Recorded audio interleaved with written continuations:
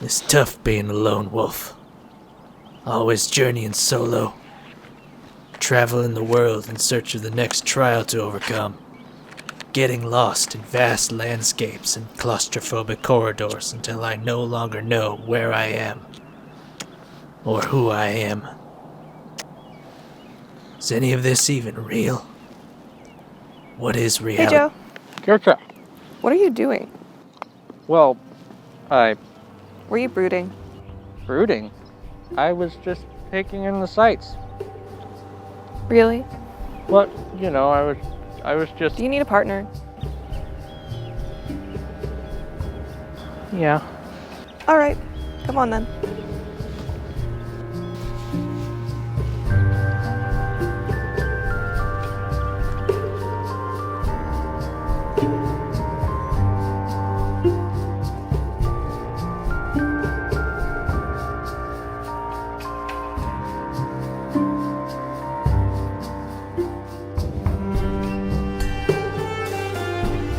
Unravel 2.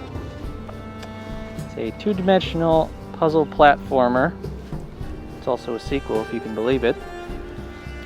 It was developed by Coldwood Interactive, a Swedish studio, dealt mostly in racing games, sports games, and that kind of stuff, until the release of Unravel 1.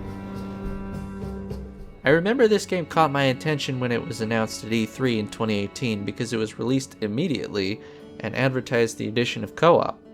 I'm always on the lookout for a nice couch co-op experience. They're not as plentiful as I remember when I was a young lad. There was a fad in the AAA space about 10 years ago when they were actually forcing co-op into games that didn't call for it. Dead Space 3. Nowadays, indie games are the main avenue for couch co-op, as is the case here. And being funded by EA, you could say it's the opposite of an indie game, but I think beyond the definition of whether a developer gets funding from a big publisher, there's a certain feeling that the term indie game evokes, and I think Unravel 2 fits that mold. It's clearly not Uncharted or Call of Duty. So if I'm being honest, I didn't bother to play the first Unravel. I don't think I missed much, plot-wise. It's pretty straightforward. You are a little yarn boy, or girl, and you need to go right. I imagine the first game was pretty similar without the option of having a partner. All that said, I'm not exactly sure what mechanics were in the first game, so everything here is going to be new to me.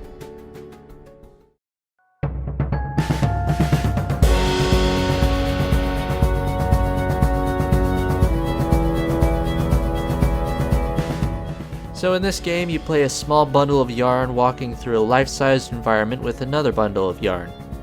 There are also some humans on a parallel journey in the background. We'll come back to them. You'll notice right away that your partner and you are tethered together. This is going to be the crux of the game's mechanics and what separates it from other puzzle platformers of its kind. I'm sure something similar has been done before. Nothing new under the sun, as they say. But it's the first time I've seen anything like it. You start to see the utility of this connection pretty quick. Tying knots, making platforms, pulling levers, swinging. The game allows you to learn this stuff pretty intuitively. Your partner can actually support your weight, so you can swing across gaps or climb up to where they are. You got me up there? Probably. Oh, that's comforting. This function also acts as a safety net. If one person doesn't quite make it to a platform, they can just climb up to the one who did, and both can move forward. There's also minimal bumpage between the two characters. This can be a big issue in a co-op game, especially in a 2D platformer such as this. We've experienced our fair share of this, and the games with more bumpage don't get played as much. I found the puzzles and challenges quite satisfying throughout the game. They were balanced nicely so that sometimes we'd have to sit and think for a minute, but we never found ourselves getting stuck.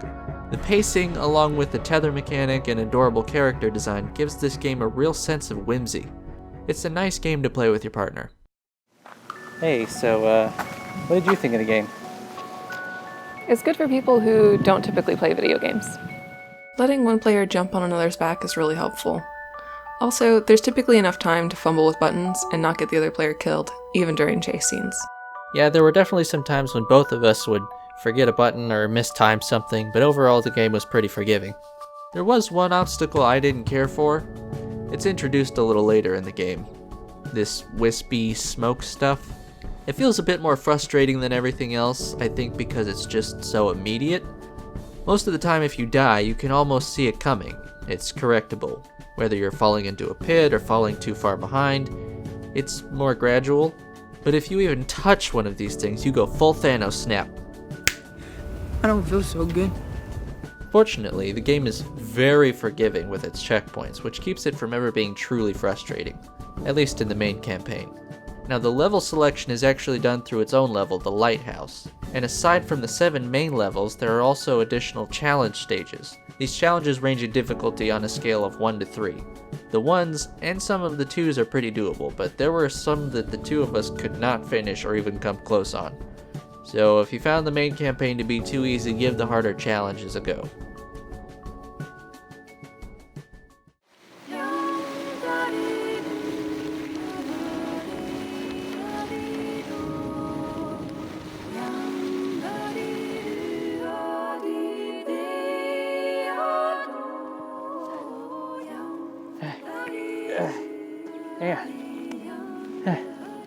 Okay, so there is some sense of plot that happens in this game, although it is literally in the background with some occasional interaction from your characters.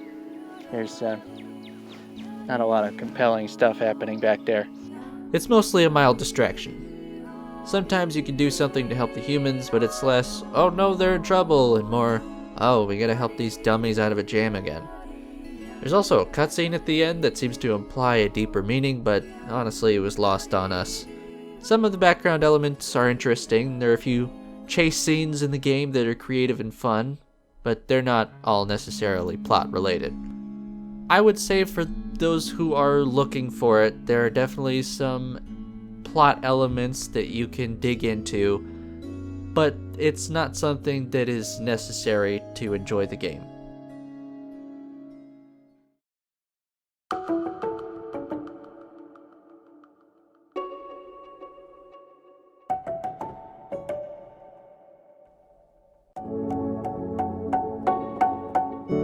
This game is fun, and it's a great co-op experience that doesn't require a lot of technical skill or plot investment. It's something you can just pick up and play with a friend, but it's also not disposable. It's clear that a lot of care went into making this, from the designs of the characters and the world to the story elements in the background, even if I didn't find them that interesting. Coldwood clearly put a lot of thought into it. They have a lot of potential going forward, and I hope they get to continue flexing their creative muscles in the future.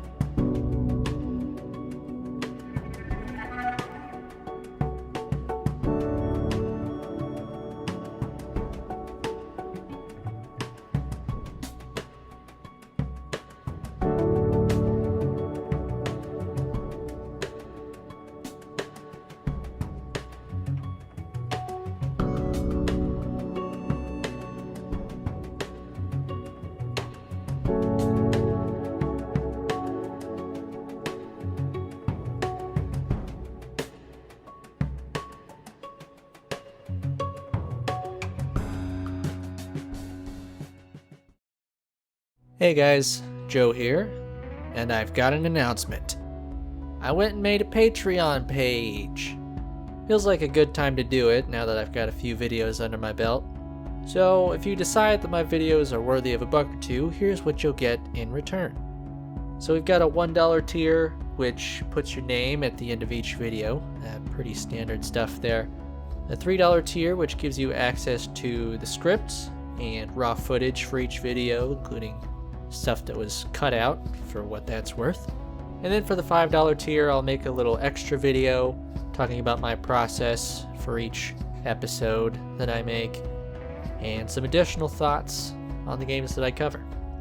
If you've got $1 to spare and you think that my work is worth it, I would really appreciate whatever you can offer. Thank you all for watching, and I'll see you in the next one. Bye bye.